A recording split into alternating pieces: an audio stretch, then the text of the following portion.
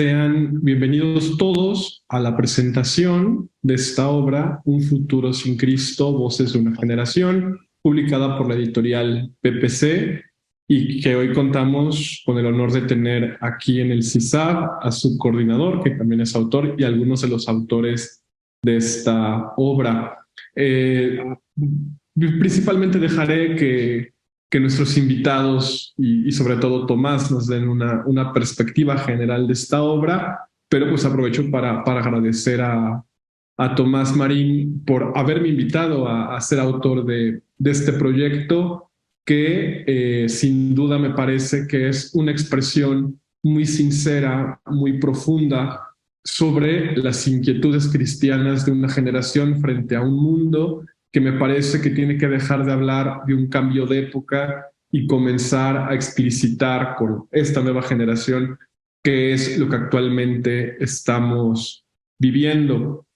Sin más, bueno, yo soy José Miguel Ángeles, coordino la División de Filosofía del CISAB y sin más les presento a Tomás J. Marín Mena, que es el coordinador de esta obra. Leeré brevemente su semblanza. Él es graduado en Filosofía por la Universidad de Granada y también es licenciado en Teología.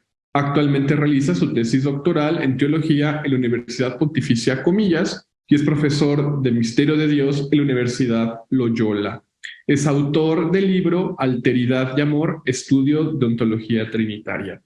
Pues muchísimas gracias, Tomás, por acompañarnos y por haber aceptado esta invitación a presentar esta obra que has coordinado y que sin duda sin tu esfuerzo sería imposible concebirla como este gran regalo, pues no solo me parece a los jóvenes de Hispanoamérica, sino pues a la Iglesia Universal, porque creo que has recogido un testimonio muy valioso y creo que es una obra que será un hito precisamente para conocer las voces de esta generación que comienza, digamos, a hacer sus pininos académicos y sobre todo en estas cuestiones relacionadas a una visión contemporánea del cristianismo.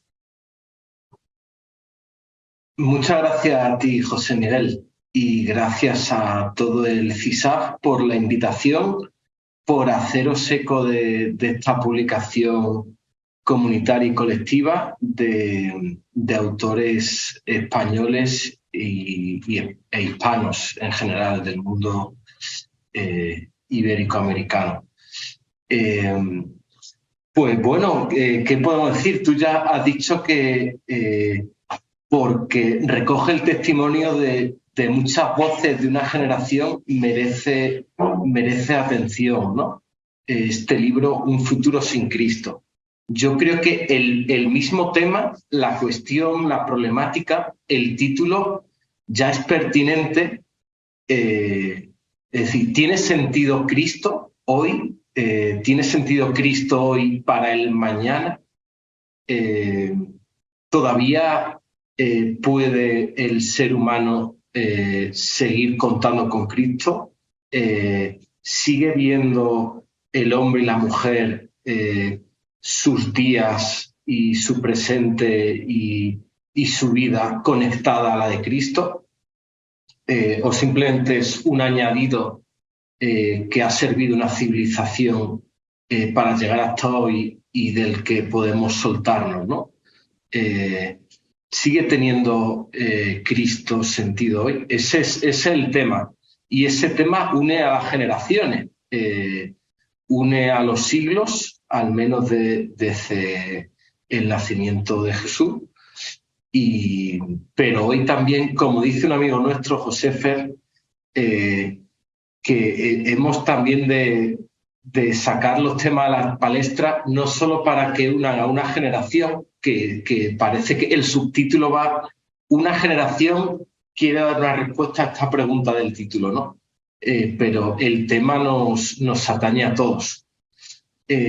Bueno, un tema quizás perenne, pero es verdad que en particular, pues nuestro proyecto quería que varios jóvenes, que varios autores con algo en común tuvieran este desafío, ¿por qué la generación nuestra? Creo que tú y yo, José Miguel, somos del 93 o 94, 93, ¿no?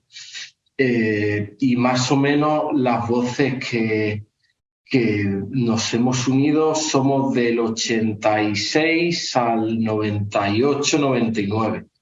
No sé si hay alguna del 2000. Bueno, los millennials, un poco en sentido amplio, serían los millennials, algún Z habría. ¿Por qué?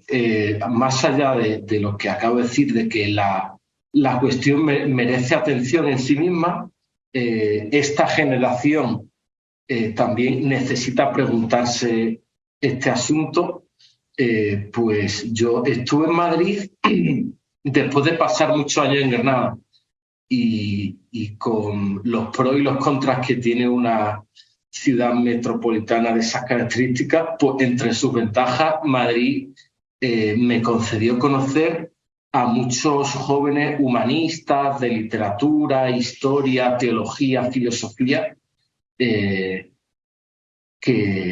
permitía ponernos en comunión para preguntarnos juntos sobre distintos temas de la sociedad, de la cultura, de la espiritualidad, de la misma figura de Cristo. Podíamos hacer una convergencia para intentar poner en el centro de la mirada cultural, intelectual, el tema de Cristo y del cristianismo. Y bueno, no quiero perderme en historietas, pero se podría decir que tengo unos 4, 5, 6 amigos al principio con los que contacto para ver cómo ir dando forma a este proyecto, y al final hemos sido 33 pensadores jóvenes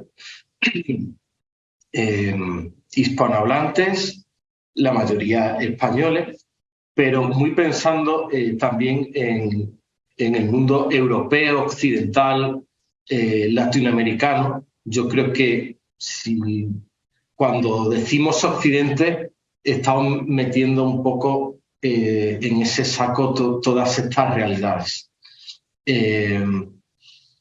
Y bueno, también creo que es destacable, además de los colaboradores principales que forman esas 33 voces en torno a Cristo, pues podemos mencionar la presentación que ha hecho Javier Prades, rector de la Universidad de San Dámaso, que es teólogo sobre dogmática y miembro de la Comisión Teológica Internacional. Bueno, que le pareció un proyecto interesante y quiso hacer una reseña introductoria. Y después también Olegario González de Carregal, que quizás es del panorama teológico hispano la figura más representativa también de una generación a la que queremos coger el relevo, ¿no? Y Mariola López Villanueva, que termina la obra con una meditación final. Bueno, también esas colaboraciones veteranas quieren mostrar que no es simplemente un libro para dialogar entre jóvenes y excluyendo al resto de los interlocutores, sino que quiere ser intergeneracional. Bueno, yo creo que sería interesante escuchar las voces de los autores, aunque yo también tengo una voz sobre la comunión, pero tiendo quizás más a hablar del proyecto genérico. Así que por darle un poco de frescura, podemos dar paso a los siguientes, como tú tengas pensado, José Miguel. Muchas gracias, Tomás. Pues te agradezco por tu esfuerzo, porque verdaderamente creo que esta obra, como dije anteriormente, se sienta un precedente muy importante precisamente para darle lugar a una nueva generación que, como tú dices, de alguna manera tomaremos ese relevo y tenemos que pensar de manera intergeneracional, también con nuestra frescura de nuestros tiempos, ¿no? O sea, creo que esto a mí como autor también de la obra, una de las cosas que más me ha gustado es que tenemos una suerte como de gramática común, de referencias culturales comunes, que creo que esto nos ayuda mucho a darle nuestro sazón, digámoslo así, a nuestra propia obra intelectual que comienza a florecer y que le da un peso, me parece muy importante, a una perspectiva nueva que ya no es, creo yo, esta del cambio de época, sino ya la de una nueva época que nosotros estamos impulsando desde nuestra inquietud más profunda. Pues le doy la palabra a Guillermo Ruiz Pérez. Él estudió medicina en la Universidad de Sevilla y filosofía en la UNED. Actualmente realiza su especialización en psiquiatría en Alemania, en el Hospital Universitario Rudensdorf bei Berlin.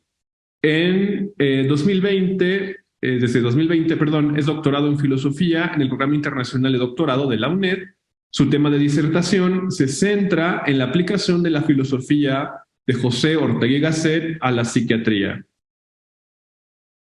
Pues Guillermo, bienvenido a esta presentación de Un futuro sin Cristo, Voces de una generación. Bueno, en primer lugar, muchísimas gracias por la invitación, José Miguel, Tomás, Isabel, José Manuel. La verdad que es increíble que, aunque vivo en Alemania y estoy prácticamente 11 meses y medio en Alemania, hoy ha coincidido que estoy en un pueblecito de Cádiz, en España, exactamente a 10 kilómetros, 15 kilómetros de Tomás, José Manuel e Isabel, que casualmente están en el pueblo vecino y no lo sabíamos, así que es una alegría que también tengamos una cercanía física y no solo emocional. Yo no sé exactamente qué puedo decir con respecto a mi voz o a mi texto con el que contribuyo en el libro, o si quizás es el momento ahora de decirlo, o si luego tendremos tiempo para ello, pero quizá puedo comentar un poco cómo se gestó, que es lo que ha dicho Tomás, cómo se gestó un poco el contacto para participar en la obra, y que Tomás y José Manuel, vamos, yo los conocí en Sevilla hace muchísimos años y tuve la suerte de que hace año y medio aproximadamente pues me contactó Tomás para ver si podía participar en un libro que me ilusionó desde luego desde el principio de este recorrido, ¿no? Mi texto, o sea, en sí el motivo del libro me pareció muy interesante porque me gustó que el título estuviera como estaba concebido en forma de pregunta, ¿no? O sea, un futuro sin Cristo es verdaderamente una tarea de respuesta, y creo que en todos los textos que vamos viendo a lo largo del libro se va viendo cómo la pregunta se puede ir ramificando en numerosas derivadas, y cómo se le pueden ir sacando además nuevas preguntas, que es realmente lo más interesante y al menos lo que más me ha gustado a lo largo de toda la obra, ¿no? José Miguel, yo soy psiquiatra de profesión y estudié filosofía en Hola, la UNED, y motivo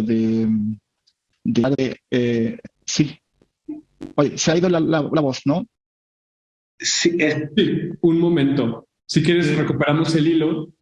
Nos quedamos en que eres psiquiatra. Sí, sí.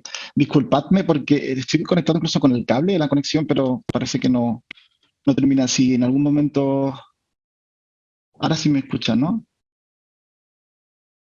Sí, ¿no? Exactamente, que soy psiquiatra, y entonces pues quisimos, en las conversaciones que tuvimos Tomás y yo, eh, tratar de dedicar un poco la reflexión en torno a la figura de Cristo, bueno, el motivo que nos lleva en el libro a un punto de un punto de vista de la salud mental, ¿no? A mí, en mi tesis doctoral que estoy haciendo en filosofía, me estoy dedicando a la filosofía de Ortega, específicamente al concepto de creencia orteguiano, y creo que había suficiente motivo para poder hacer una conexión del tema desde el punto de vista de la psiquiatría, también desde el punto de vista de la religión, específicamente del cristianismo, en nuestro caso. Y me gustó sobre todo el tema de la esperanza, ¿no? Y por eso principalmente el texto trata el tema de la esperanza. Y quería empezar, no sé cuánto tiempo tengo, José Miguel, para hablar un poco del texto. Dime más o menos qué tiempo tengo, porque creo que voy a comentarlo. Pues máximo No quiero 15 minutos de al unos tiempo. 15 minutos. Voy a hablar, no voy a hablar mucho, pero quería comentar, porque con algo relativamente de actualidad, bueno, no sé si es de actualidad, pero el otro día leí en internet, en Twitter, no sé si conocen a Gabriel Albiac, es creo que ya emérito catedrático de la Complutense en Madrid de filosofía y bastante. Y ponía una entrevista, algo así, bueno, lo tengo aquí, pero que prácticamente para ser libre había que olvidarse de la esperanza y del miedo, como los dos mecanismos que Spinoza postula como cumbres de la servidumbre humana, ¿no? Son los dos, la esperanza y el miedo son los dos instrumentos más a mano para la servidumbre, para controlar la servidumbre humana. Y hubo un comentario a ese tweet en el que de un profesor también de historia que decía que Spinoza había sido de los pocos autores de los que no había aprendido absolutamente nada, principalmente por eso, porque no podía imaginarse cómo el ser humano podía olvidarse de la esperanza y del miedo, o entender la esperanza y el miedo como mecanismo de servidumbre humana, específicamente la esperanza, ¿no? A mi juicio, estoy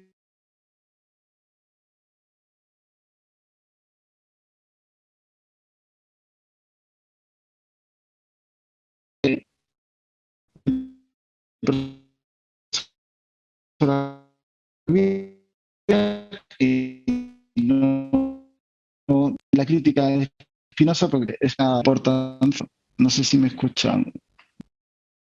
Nos perdimos, perdimos tu conexión cuando comenzabas a disertar sobre Spinoza. Sí, voy a intentar, no sé, espero que intentan conectarlo. No te preocupes.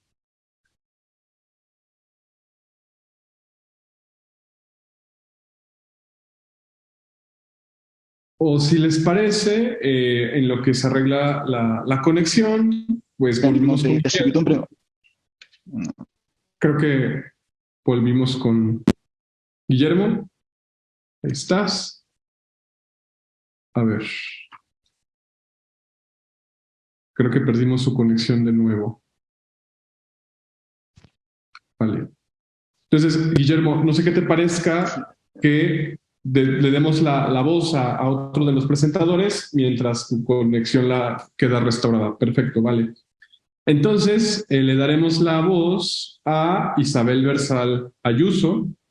Ella es graduada en estudios ingleses por la Universidad Complutense de Madrid y máster en literatura comparada por la Universidad de Edimburgo.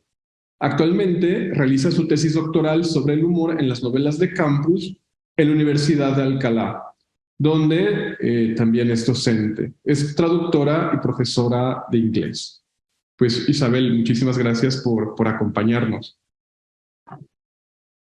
Hola, buenas tardes, o buenos días por allí. Muchas gracias por contar conmigo en esta presentación. Me hace mucha ilusión participar de ella. Y nada, encantada de saludaros a todos los coautores. Nada, en realidad de lo que yo quería hablar o de lo que me suscita sobre todo este libro es como la idea de comunión, en el sentido de que somos un montón de autores que en principio no nos une nada o no nos une un interés, pero muchos no nos conocíamos. Pero lo que es bonito es que, o sea, lo que ha sido para mí interesante de este libro y por lo que invito a los lectores a participar de él es las conexiones que se han producido, que yo al final he conocido mucha gente a raíz de este libro, de autores, de lectores. Entonces, para mí los libros son siempre una conversación que en curso, y de una manera aún más importante, porque es un tema tan grande, ¿no? Un futuro sin Cristo. ¿Quién es Cristo para este tiempo? ¿Se puede vivir con Él, sin Él? Es una pregunta que no tiene fin y la hemos abordado desde un montón de perspectivas. Yo, en mi caso, escribo sobre la risa, que tiene que ver con lo que he investigado para mi tesis doctoral, de alguna manera. Y es un tema también enorme, aunque parezca muy recóndito. Entonces, para mí participar de este libro ha sido participar de una conversación. Y me gustaría que se viera un poco así, que yo abro un tema, toco muchas cosas y espero que todo el que se acerque a esa parte, a ese capítulo del libro, lo vea también así, como una conversación. Vamos a responder esta pregunta juntos, incluso. Y eso, entonces, lo veo así. También la idea de la pluralidad de voces es un poco esto también. Entonces, entrar a este libro es participar de esa conversación y encontrar otras personas que tienen una inquietud parecida. Yo me imagino a alguien que pueda ver el título del libro y se sienta fascinado por esa pregunta y encuentre al menos 33 personas que tienen una pregunta parecida y que intentan dar una respuesta o desde distintos ángulos. Y nada, entonces ese es un poco es tanto la génesis como el futuro que deseo para el libro, que pueda ser un lugar de encuentro. Los libros, cuando tú lees un libro no estás hablando con el autor directamente, pero en parte sí, porque estás conociendo lo que él o ella piensa y tú mientras estás produciendo tus propias ideas, ¿no? Entonces, para mí ese ha sido el tesoro del libro y espero de verdad que sea así para todos los que lo encuentren. Y ojalá, incluso nos contacten, ¿no? Para que realmente sea una conversación sin fin. Y nada, con ganas de ver dónde lleva esto, ¿no? Porque de momento ya está dando sus pequeños frutos de contactos, y de apertura a nuevas ideas, porque yo hay cosas que no sabía antes y que ahora he conocido. Y ya está, con ganas de saber de lo que opinan las personas que lo lean y que se atrevan a entrar en conversación. Yo creo que esa es una inquietud común entre los autores y coautores de esta obra, ¿no? O sea, creo que mucha gente ha estado interesada en leerla. Por eso esta presentación creo que es importante, porque la obra creo que en España ya ha tenido cierto impacto, pero en América Latina creo que vale la pena también que comience a difundirse. Como ustedes lo saben, pues ustedes son parte de este grupo de mis muchos amigos españoles. Yo siempre les comento que el salto editorial de España a América Latina es un salto gigante, ¿no? Y a veces no se vislumbra la cantidad de lectores que hay de este lado del Atlántico interesados en este tipo de obras. Y creo que este esfuerzo que ha hecho Tomás es muy laudable, precisamente porque intenta juntar a una generación intentando discurrir sobre estos temas en voces muy diversas, ¿no? Por ejemplo, el tema de la risa, que a mí me ha gustado mucho tu artículo, por cierto, porque me parece que tiene este tino de relacionar todas estas cuestiones que a veces pasamos de alto, sobre todo en los estudios teológicos, a veces muy formales, ¿no? Y que sin duda pues son parte de nuestra tradición cristiana. Guillermo, no sé si te hemos recuperado. Creo que sí. Creo y espero que sí. Desde hace, o sea, toda la intervención previa la he escuchado perfectamente sin cortes, así que supongo que se ha restablecido la conexión. Disculpadme por ello. No sé si retomo un poco lo que iba diciendo Sí, si o... quieres, nos quedamos en la parte de Spinoza. Bueno, empiezo un poco resumiendo. El artículo trata del concepto de creencia orteguiano y la relación que tiene con la esperanza, ¿no? Y desde el punto de vista de la psiquiatría fenomenológica. Estaba hablando de Spinoza simplemente por entrar, aunque no cito a Spinoza en todo el artículo, pero la importancia que él le da a la esperanza y al miedo en ese sentido, a menos a mi entender, no es tanto en un sentido negativo, sino que precisamente por la importancia y la esencialidad de tanto de la esperanza y del miedo para el hombre, que es tan fácil que se convierta en un mecanismo de servidumbre en ese sentido. O sea, realmente es lo más natural, lo más esencialmente humano, y ahí está precisamente el peligro. Y yo creo que le da una categoría superlativa al concepto de esperanza o al afecto de esperanza Spinoza, y ahí es donde yo quería un poco enlazar, ¿no? Porque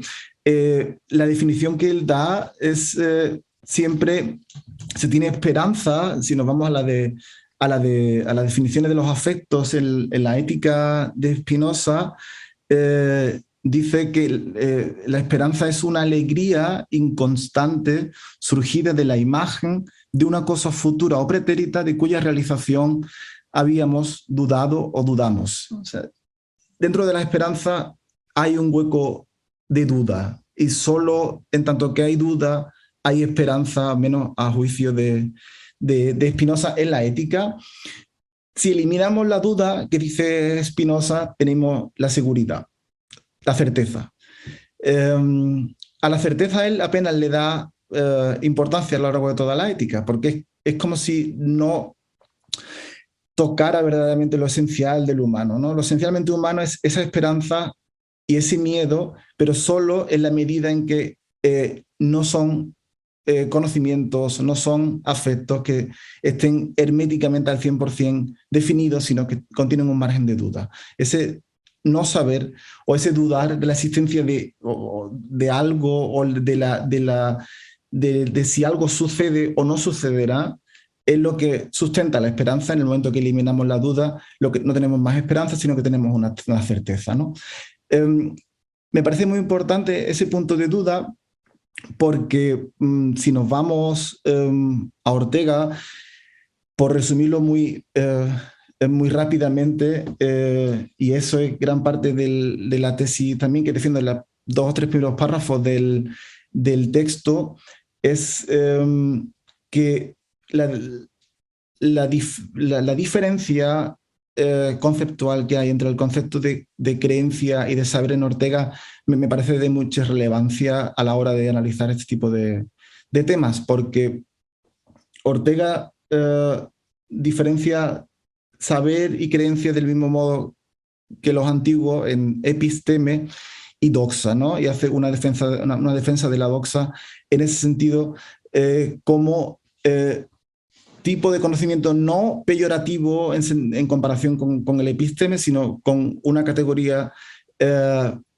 igual o un nivel igual que pueda tener el episteme, y sobre todo mucho más vital que lo que dice, ¿no? Porque la duda en la creencia se vive o se está, mientras que el saber, el episteme, se tiene. Esa es la principal diferencia que él considera, y pone a lo largo de la obra de Ortega encontramos cientos de ejemplos metafóricos en el que él usa el concepto de creencia para hacerlo comprensible. A mí me gusta mucho uno que dice que la creencia de la existencia de la calle, ¿no? Yo salgo de mi casa y voy al supermercado y doy por supuesto que la calle está afuera. Y eso no deja de ser una creencia, es algo que yo supongo, doy por supuesto en mi hecho de salir a la calle y ver que la calle está ahí.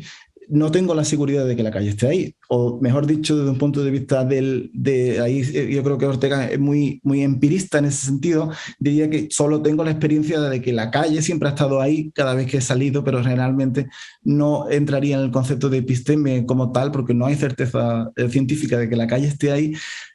De hecho, si yo tuviera, dice Ortega, si tuviera que preguntarme cada vez que voy a salir, que me dispongo a salir de casa, si la calle está o no está, al final acabaría por no saliendo. O sea, si intento corregir eso que dice Spinoza, si intento corregir ese margen de duda que es necesario para vivir, para tener esa esperanza, si intento corregirlo, acabo en la seguridad, y esa seguridad no es una seguridad vital, no me permite vivir. Solo me permite vivir en la medida en que yo salgo de casa y supongo que la calle está ahí y creo que la calle está ahí. Entonces, puedo proyectar una acción hacia el futuro. De otra manera sería imposible. Yo no podría... Y es muy interesante porque en el cubrir esa duda, en el intentar cubrir esa duda, es cuando él dice que muere una creencia.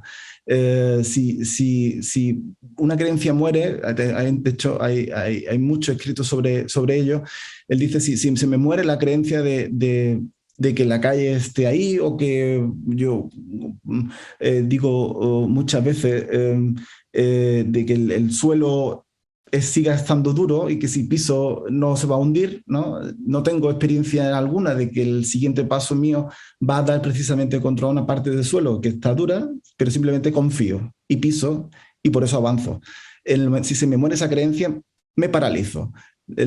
Y ahí es donde yo veo una conexión muy interesante con el inicio de lo que cuento en el texto, que es la pregunta kantiana, y yo cuando lo escribí en el texto creía que iba a ser el 15º autor, como mínimo, que hablara de las 4 preguntas kantianas, pero me parece que creo que he sido el único que yo recuerde que las ha citado, que es la tercera pregunta de Kant, de ¿qué me es dado esperar? ¿No? Y me gusta mucho la formulación en alemán porque es una formulación en pasivo y dice, bueno, las 3 preguntas es ¿qué puedo conocer? ¿Qué puedo conocer? ¿Qué debo hacer? ¿Qué me es dado esperar? Y en definitiva, ¿qué es el hombre? Que la última pregunta es la antropológica y la defensa de antropología que él hace como ciencia que debería sobre la que se deberían subsumir las demás preguntas, ¿no? La tercera pregunta kantiana, que es la que tiene que ver con la religión, que es la que dice que la religión debe de dar una respuesta, es la única de las 4 que está formulada en sujeto pasivo, digamos, ¿no? No es algo que yo no puedo conocer, yo puedo conocer o no puedo conocer, yo puedo hacer o no puedo hacer, o debo hacer o no debo hacer. Va el yo delante como sujeto de la acción. En esa pregunta es ¿qué me es dado esperar? Es algo que viene de fuera. Y además la formulación en alemana es así. Es decir, el verbo dürfen es un verbo que se dice siempre a la hora de pedir permiso, por ejemplo, o a la hora de pedir autorización, o a la hora de querer recibir algo de un tercero. Y ahí me dio muchísimo que pensar porque, ¿por qué formula precisamente con ese verbo esa pregunta, ¿no?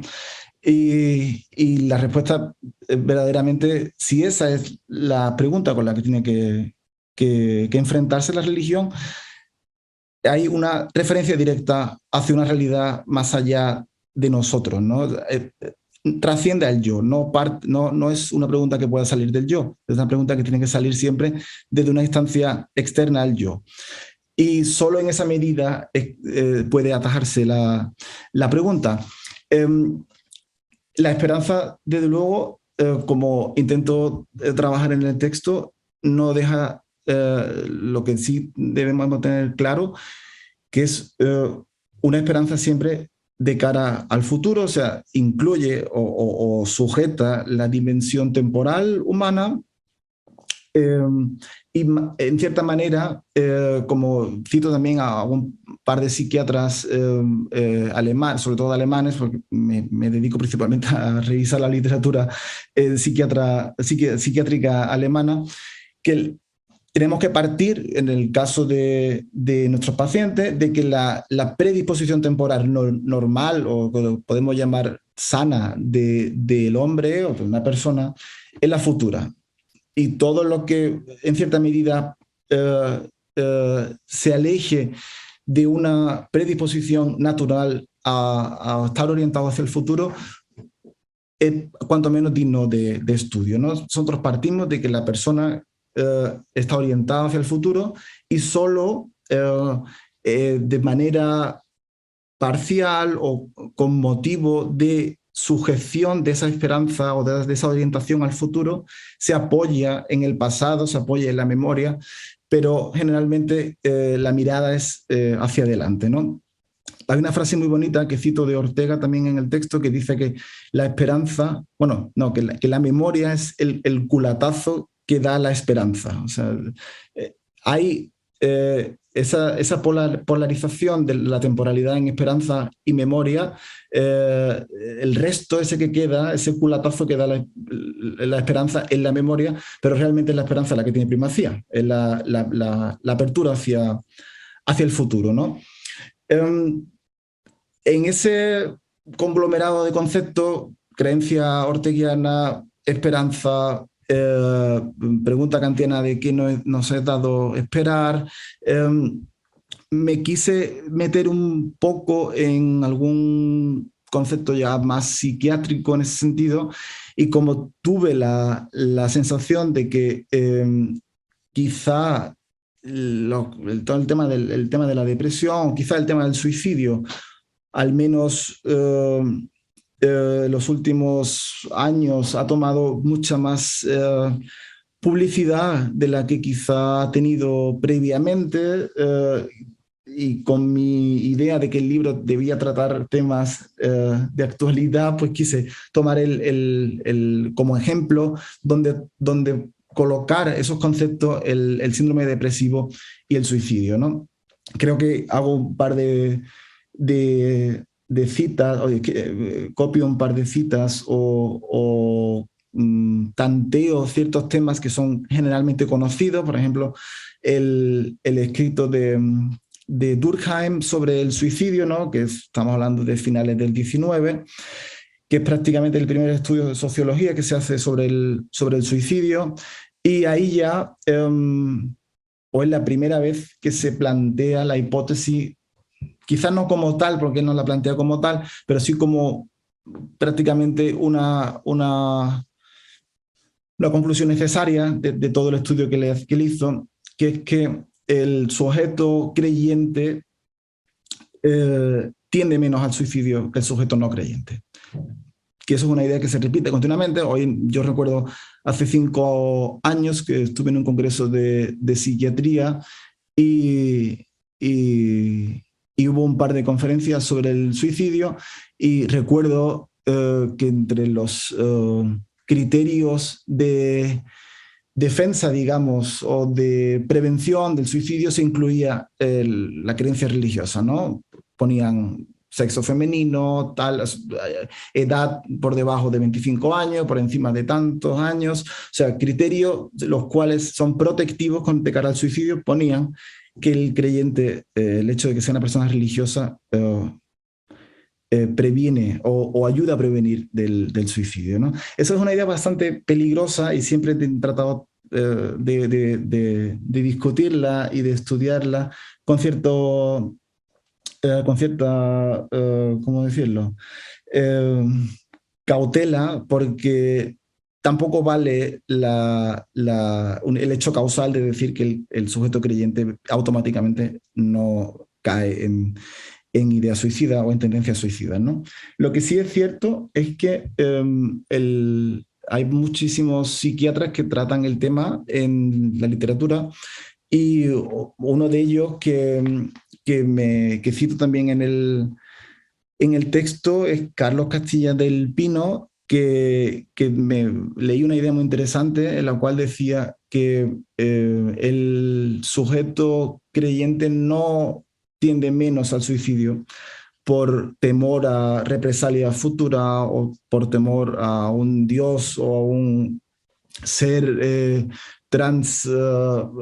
trascendente que nos pueda castigar por ciertas acciones o o cualquier tipo de cosa, o sea, se aleja de la idea de miedo y se acerca mucho más a la idea de esperanza, ¿no? Volvemos a los dos conceptos de Spinoza en ese sentido, ¿no?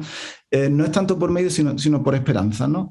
Y es curioso porque, y eso quizás puede ser algo interesante aquí que lo comente, porque no sé si de los que estamos aquí habrá muchos psiquiatras, pero es curioso porque cuando un médico psiquiatra debe evaluar una conducta suicida, por ejemplo, la pregunta que generalmente, si es que, bueno, nosotros no se puede saber nunca verdaderamente lo que la persona está pensando, pero algo que nos permite intuir si verdaderamente estamos hablando de un riesgo agudo, de una emergencia, que verdaderamente esa persona puede quitarse la vida en breves, es si está o no está orientada al futuro. Y en alemán hay un concepto para ello y yo lo repito en la clínica diariamente, porque cuando uno está de guardia o está trabajando por la noche en el hospital y no está seguro y habla con otro compañero, toda la conversación va un poco enfocada. ¿Está proyectada al futuro esta persona o no está proyectada al futuro? ¿Tiene todavía esperanza o no tiene esperanza? Y en base a eso se dirimen muchas cuestiones médicas de algo que verdaderamente trascende lo médico, pero muchas veces basta con que la persona diga, no, realmente hoy le dice al médico, puede quedarse tranquilo, hoy no me voy a quitar la vida, porque mañana es el cumpleaños de mi madre y bueno, entonces solo el tener una idea o una proyección de futuro nos permite empezar a poder trabajar con el sujeto. ¿Qué es lo que digo muchas veces en el texto? Que el problema del depresivo es que esa proyección de futuro le está vedada en cierto sentido, ¿no? El depresivo vive mucho más en el pasado, si no conscientemente, desde un punto de vista inconsciente, en el pasado, y esa proyección de futuro no la tiene, y ahí es donde verdaderamente se pierde algo esencialmente humano. Y cae en lo que comenta también en un ensimismamiento, ¿no? En una vuelta hacia sí y una cerrazón de cara a la proyección futura, que es, como decía antes, la orientación normal temporal humana, ¿no? Si la consideramos desde ese punto de vista, ¿no? ¿Qué tiene que ver todo esto con un futuro sin Cristo? Quizás di una vuelta muy grande para llegar a este punto, pero tengo la idea del texto partió del convencimiento personal de que la esperanza es verdaderamente la respuesta, que hoy en día, o como yo contemplo a día de hoy, el mundo y a la humanidad, y creo que esa importancia de la que comentaba, que decía Spinoza, ¿no? Eso tan íntimamente humano que es la esperanza, a eso tiene que responder la pregunta si hay un futuro sin Cristo o no hay un futuro sin Cristo, o qué queremos verdaderamente de ese futuro con o sin Cristo. El problema es que si caen las creencias, como en el amplio sentido de la palabra, no solo tienen que ser las religiosas, sino experiencias de todo ese tipo. Y el mundo del episteme, que decía previamente, que pueda ser el mundo de la ciencia, que pueda ser el mundo de saberes, sin duda, saberes que solo se sustentan en seguridad, eliminan una parte humana muy, muy importante que puede hacer que esa sustentación de la esperanza que lleva consigo la duda, que lleva consigo la incertidumbre, que lleva consigo la apertura al futuro, si no se da una respuesta a esa pregunta, pese a saber que la esperanza no deja de ser, en cierto modo, una virtud recibida, pero que no solo es una virtud recibida, sino que es también una confianza y un saberse también en la comunidad cristiana, que es lo que digo al final del texto, que creo que Carta a los Efesios, si no recuerdo mal la cita, que estamos todos llamados a una misma esperanza, ¿no? La esperanza cristiana es una esperanza solidaria, es una esperanza caritativa, es una esperanza social. Y todo ese aparataje queda mucho mejor recogido, a mi juicio, bajo los márgenes de la doxa, los márgenes de la creencia, los márgenes de la duda, los márgenes de la incertidumbre como fenómenos puramente humanos y mucho más lejos de la seguridad de lo científico que parece dominar un poco el mundo que tenemos y a lo que creo que hay que dar una respuesta desde el punto de vista cristiano para verdaderamente saber si hay un futuro sin Cristo o con Cristo, ¿no? Ese es un poco el resumen de mi texto. No sé si he hablado más de los 15 minutos que tenía, pero espero que se haya un poco entendido cuál era la intención del escrito. Está muy bien, Guillermo. Pues creo que sin duda vale la pena siempre expandir pues estas cuestiones que a veces me parece que en ciertos círculos filosóficos y teológicos no se consideran. Y creo que uno de los grandes méritos de esta obra colectiva precisamente es su diálogo interdisciplinario y que no tiene, digamos, temor en invitar autores de tradiciones que no suelen ser, digamos, las más cotidianas, que algunos ubican o identifican con la ortodoxia y que sin duda esto permite, me parece, utilizando esta expresión de von Balthasar, una suerte de verdad sinfónica, ¿no? Y creo que eso es algo que generacionalmente vale la pena promover. Pues si me lo permiten, le daré la voz a José Manuel Marín Mena.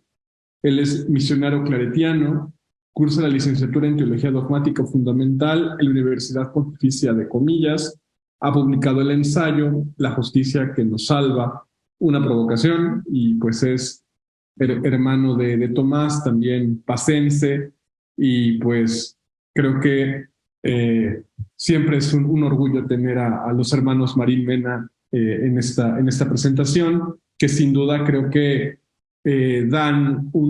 aportan una visión muy fresca y muy profunda pues a esta generación filosófica, teológica en general, me parece, de personas relacionadas con las humanidades cristianas que comienzan a emerger. Pues muchas gracias, José Manuel, por haber aceptado la invitación. Gracias a vosotros una vez más, redundo en el agradecimiento y también a mi hermano Tomás por la convocatoria de esta obra y demás, ¿no?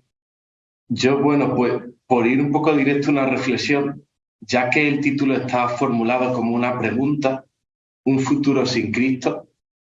Pues pensaba también que podíamos reflexionar con algunas preguntas. Yo, como mi artículo iba relacionado sobre la dimensión ética, pensaba que aunque había una sección del libro dedicado a temas de ética, economía, doctrina social, etcétera, pero que era algo que no era tangencial para el libro, sino casi también de alguna forma transversal.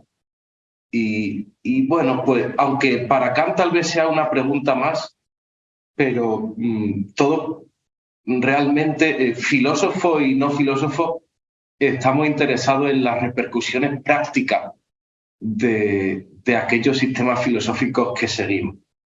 Y algo que yo trataba un poco de despejar en este artículo es esa idea o creencia, no sabría bien, de que Jesucristo es un obstáculo para la ética. ¿En qué me apoyo para hablar de este obstáculo? Bueno, sobre todo en la defensa del derecho natural o la ley natural como la principal herramienta para hablar de la ética tanto hacia dentro del propio cristianismo como hacia afuera, ¿no?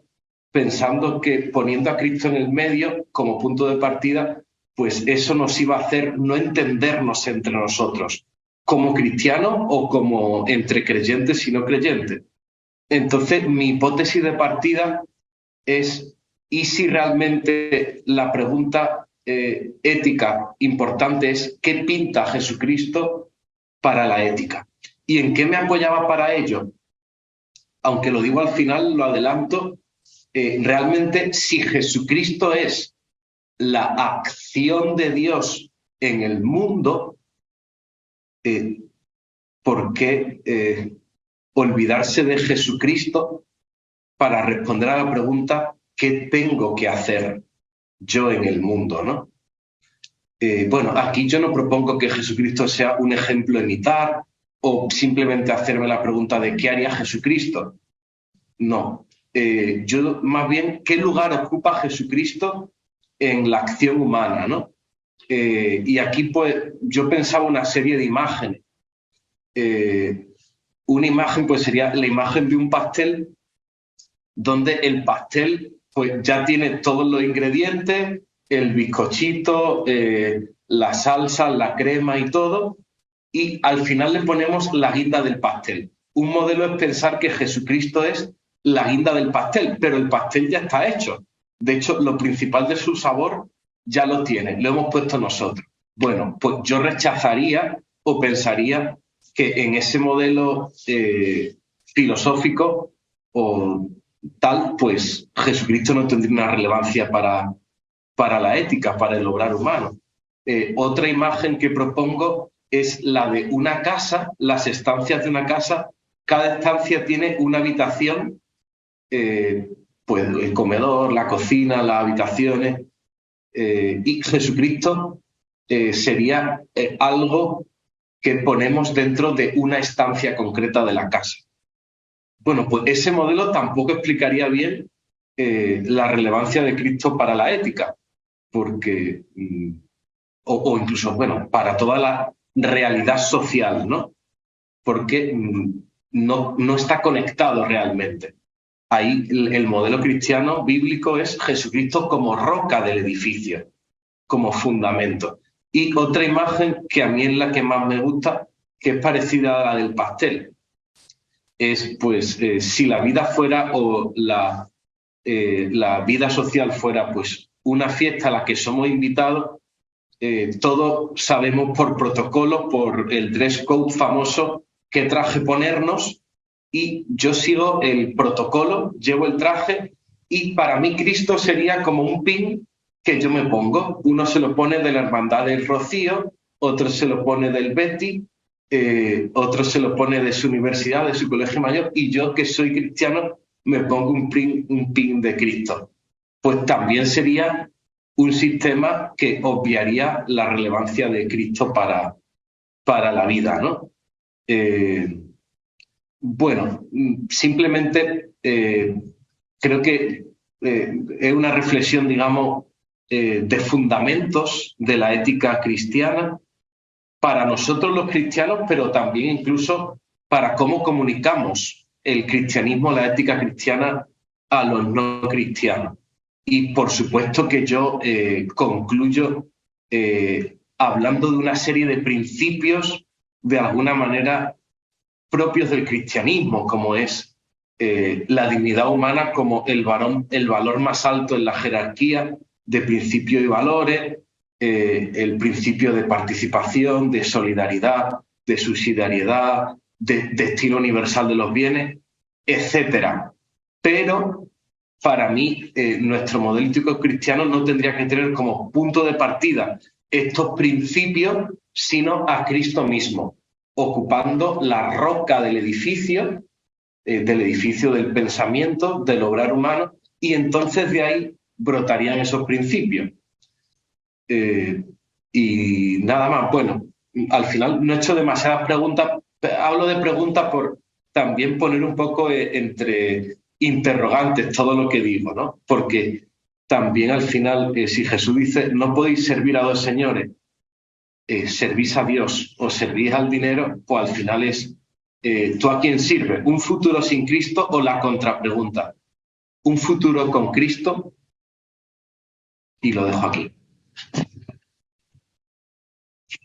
Muchísimas gracias, José Manuel. Sin duda creo que nuestros espectadores se quedarán con muchas ganas de poder leer la obra, que desgraciadamente todavía no está publicada en América Latina. Me preguntan, me han llegado varios mensajes que me preguntan cómo se puede conseguir la obra. Y bueno, creo que ahorita hay solo una forma, que es comprarlo vía la página PPC y pagar el envío a América Latina. Pero una alternativa podría ser que nos pongamos de acuerdo, hagamos un pedido un poco más grande y lo podemos distribuir aquí en América Latina. Entonces, pues están interesados en adquirir el libro, escríbanme y ya yo gestionaré lo necesario para que podamos economizar con los envíos. Tenemos varias preguntas. Catherine dice, la pregunta me imagino que es para Tomás. Dice, actualmente realizo una investigación sobre las representaciones sociales de los jóvenes sobre su experiencia religiosa. Dentro de los hallazgos, en la primera fase, que fue una revisión sistemática de la literatura, es encontrar como tendencia la neoespiritualidad o lo que denomino la espiritualidad múltiple entre los jóvenes. ¿Ustedes qué opinan sobre esta adhesión de los jóvenes frente a estas miradas donde adaptan el todo con todo lo que esto puede implicar en su dimensión espiritual, en su ser? Y también nos dice, ¿cómo los puedo contactar? Me encantaría ir compartiendo los hallazgos en su segunda etapa, que es un trabajo de campo con encuestas y grupos focales. Catherine nos escribe desde Bogotá, Colombia. Más bien, creo que la pregunta es para todos. No sé si alguien quisiera responder algo al respecto.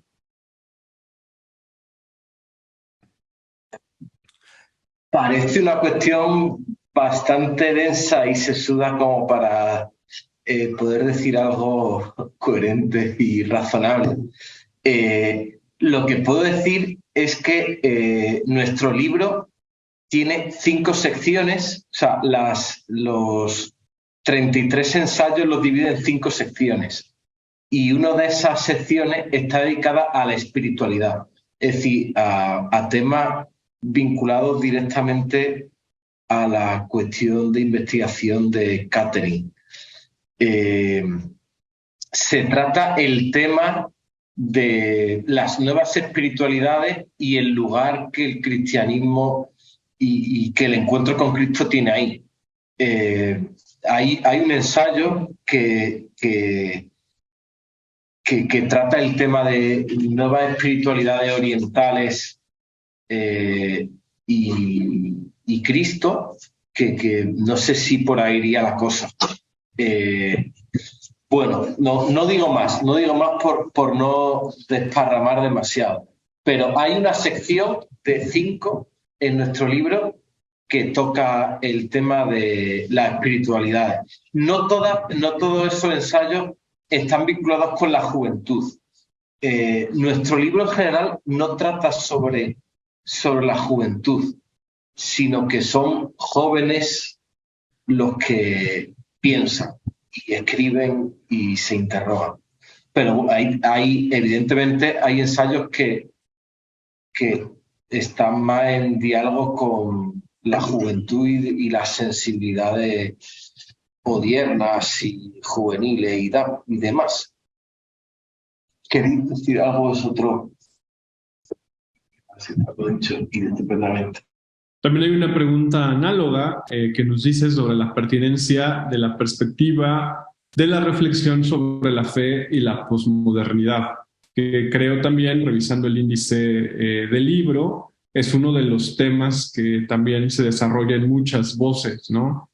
Creo que a mí esa es una de las cosas que a mí más me ha gustado del texto completo, que creo que la mayoría de las voces toman en cuenta esta perspectiva, digámoslo, ¿no? Y creo que eso es algo que no siempre se encuentra en los textos de filosofía o de teología. De hecho, Javier Prades, en su introducción, remarca este punto particular y cómo estas nuevas perspectivas también son motivos muy interesantes de reflexión teológica. También nos escribe mi querido amigo Giovanni Fernández, quien por cierto me dijo que admira mucho tu trabajo teológico, Tomás. Dice, excelente presentación, felicidades a todos ojalá piense en la posibilidad del texto en su versión electrónica. Saludos. No sé, Tomás, ¿el libro está editado en versión digital? Creo que sí que está en formato digital, o sea, para libro digital, para libro ebook, libro electrónico. Se puede conseguir para libro electrónico. Bueno, pues ya está. Y si no está, estará próximamente, pero sé que PPC tenía eso en cuenta. De hecho, cuando yo pregunté cuál podía ser la distribución para Latinoamérica, primera opción más inmediata me dieron esta, conseguirlo mediante libro electrónico. La segunda es la que tú has comentado, hacer un pedido grande de en torno a 100 o así ejemplares, y entonces yo lo mandaría, o alguna hay una editorial hispanoamericana que tiene contacto con PPC y si yo estuviera interesado pues podría imprimirlo. Bueno, pero no me meto en esos temas. Sí, hay que profundizar en este tema de la distribución para acá, que sabemos siempre que es complicada. También en Facebook tenemos una pregunta que nos dice, y también es una pregunta para todos, nos pregunta, ¿qué tanto ha influido el magisterio del Papa Francisco en la concepción de esta obra? No sé si alguien quisiera responder. Guillermo, ¿qué dices? Yo digo algo ahora. Yo solo puedo dar una respuesta personal. O sea, la concepción de la obra como idea originaria, ahí tenemos que preguntarle a Tomás. En mi caso, y no es por esquivar la pregunta, pero la esquivo en cierto modo, yo creo que el Papa Benedicto, en mi caso, ha tenido un papel mucho más esencial. No sé si puedo decirlo así. Trabaja, en el caso de mi texto, principalmente lo referido al concepto de creencia y su relación con la esperanza. Creo que los textos del Papa Benedicto, incluso más concretamente los anteriores, incluso a su etapa papal, en mi caso han jugado un papel mucho más importante, y con ello, quizás por dar una respuesta a la pregunta, en mi caso ha sido mucho más teórico que social, digamos, en ese sentido. Yo creo que lo que sí puedo decir es que no sé si o no me hubiera costado más trabajo pensar o creer que una obra semejante, tal como está concebida y tal como son las voces que están dentro y que hemos leído, no sé si bajo el ministerio de Benedicto hubiera sucedido. O sea, creo que hay un espíritu de Francisco en la obra. O sea, lo siento así, por lo menos. Pese a que ya digo, mi motivación viene mucho más influida y motivada e influenciada por el anterior Papa, ¿no?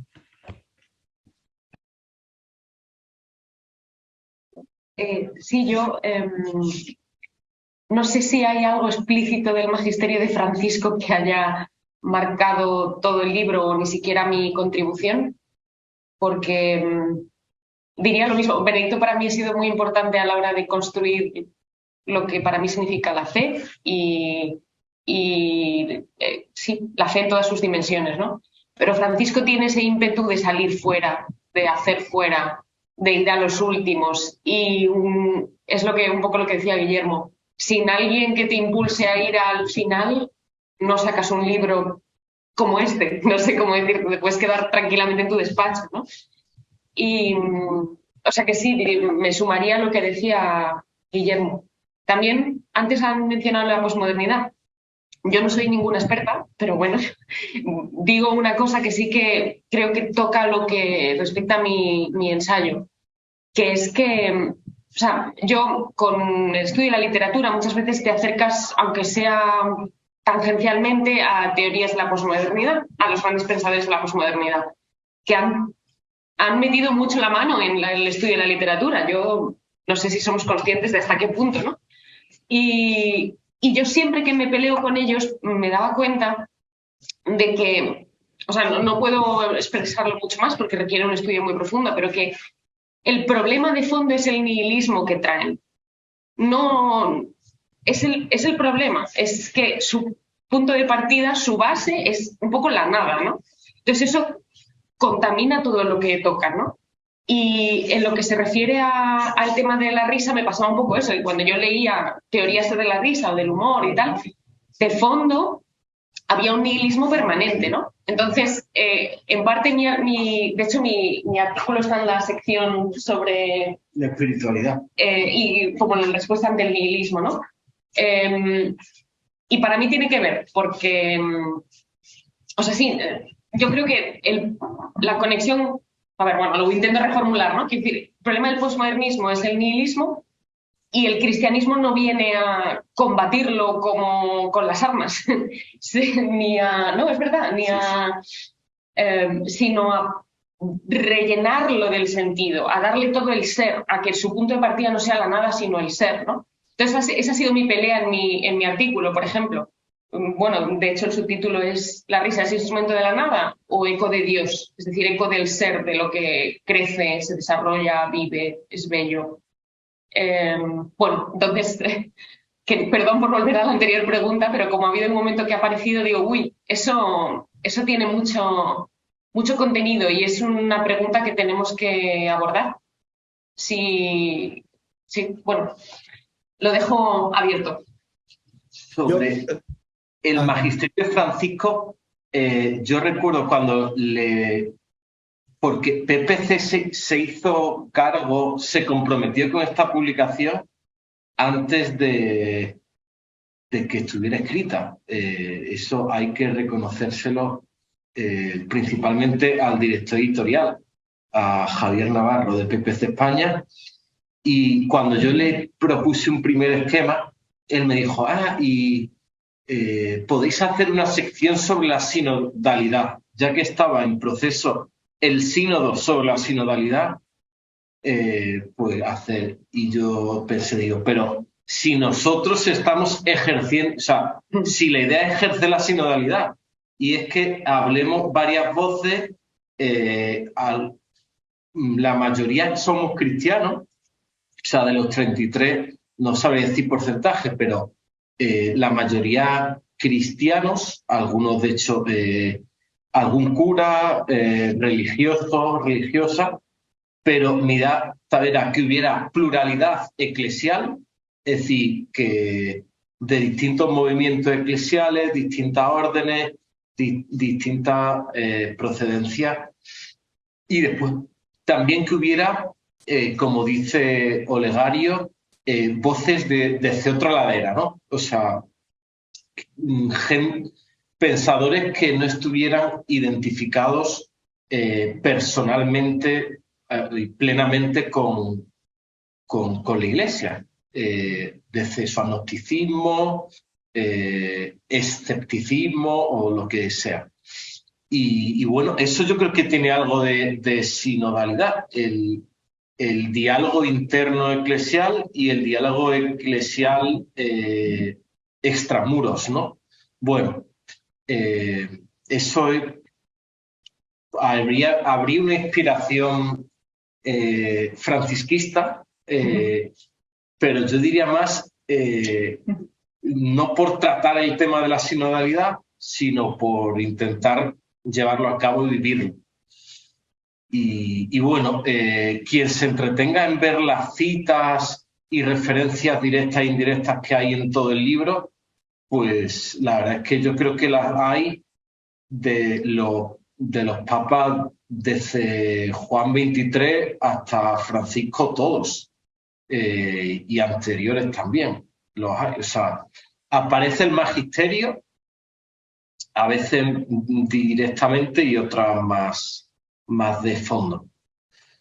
Sí, Guillermo iba a decir otra cosa. Sí, yo con respecto a lo que había dicho Isabel previamente, ¿no?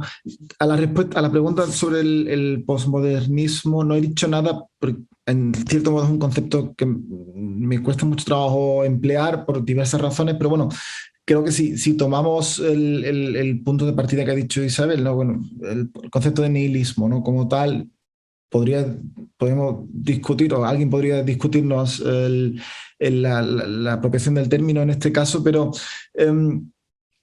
y eso creo que se ve muy bien, por ejemplo, en la obra de Ratzinger, creo que se ve también muy bien en la obra de Habermas, creo que se ve muy bien también. O sea, de estos pensadores alemanes que además estaban, bueno, Hans Kuhn también, y en cierto modo esa recuperación del concepto, o sea, vuelvo al tema mío, digamos, ¿no? Esa recuperación del concepto de creencia, ¿no? Que verdaderamente, o sea, creo que los 2 últimos siglos ha sido, como yo empiezo poco a poco ahora en esta fase de mi vida, en esta fase académica también, a comprender el nihilismo no tanto desde el punto de vista ético-moral, sino desde el punto de vista epistemológico, pero en ese sentido, en el sentido de que ha habido una primacía del episteme sobre la doxa, de lo seguro, lo hermético, lo que carece de duda con respecto al conocimiento doxástico, a la creencia, a la esperanza, a la duda. Y eliminar eso es eliminar algo enteramente humano, o sea, esencialmente humano, ¿no? Sin ambajes, o sea, no cabe eliminarlo. Y precisamente, vuelvo a mi intervención, no por tomar un filósofo, se pueden tomar mucho, pero por volver a Spinoza en ese sentido, no dice por el conocimiento se puede hacer a un hombre siervo, ¿no? Por la esperanza, precisamente por la esencialidad de la esperanza. Y recuperar el concepto de creencia en ese sentido, eso está muy dentro de las lecciones o por lo menos, también uniéndonos a esta pregunta, ¿no? de la obra escrita de Benedicto XVI, en la cual me ha apoyado en gran parte también para el texto, ¿no? Y por eso quería decirlo, ese intento de recuperar la creencia como única manera de salir del nihilismo en ese sentido, ¿no? Del punto de vista epistemológico. Podemos hablar también, si puede ser desde el punto de vista metafísico o no, habría también que decir algo, pero principalmente epistemológico. Y creo que lo que ha dicho José Manuel anteriormente me parece muy importante. No es el pin que se pone uno, ni la guinda que va al pastel, porque eso no es una conversión. Y requiere una conversión, y la conversión no es la guinda del pastel. De hecho, muchas veces nos ponemos un pastel y la guinda es lo primero que quitamos y ponemos al margen del plato porque no se la come nadie, ¿no? Entonces, verdaderamente requiere una conversión, y esa conversión, lo que hemos visto, la pregunta también anterior, ¿no? Con respecto a las espiritualidades y tal, ¿no? Ahí me parecería, tampoco he dicho nada de esa pregunta porque es verdad que es bastante complicada e interesante. Diferenciar entre un inmanentismo o un panteísmo con respecto a una religión personal, que lo que estamos tratando, a mí, desde el punto de vista teórico, me parece muy importante, ¿no? Comprendo espiritualidades, naturalmente, pero ahí yo haría una diferenciación entre si una espiritualidad desde el punto de vista inmanentista o desde el punto de vista panteísta, o una espiritualidad de orden personal, ¿no? De una relación íntima, en nuestro caso, con Dios. Entonces, me parece interesante. Necesitaríamos de más tiempo para tratar la pregunta, pero sí. Tenemos eh, otras intervenciones, pero quizás por tiempo será mejor dejarlas para otra ocasión y pues terminar aquí la presentación. No me queda más que agradecerle a Tomás, a Isabel, a José Manuel y a Guillermo por su disposición a presentar esta obra, también a nuestra audiencia que nos acompaña aquí por Zoom y también por Facebook, y recordarles que este libro pues se puede adquirir vía internet en la página de PPC y que haremos algún esfuerzo para que esté disponible también en América Latina. Pues muchísimas gracias a todos, tengan una buena tarde, noche en España y una buena tarde y buen provecho en América Latina. Que estén muy bien, hasta pronto. Chao. Adiós. Adiós. Muchas gracias. Adiós.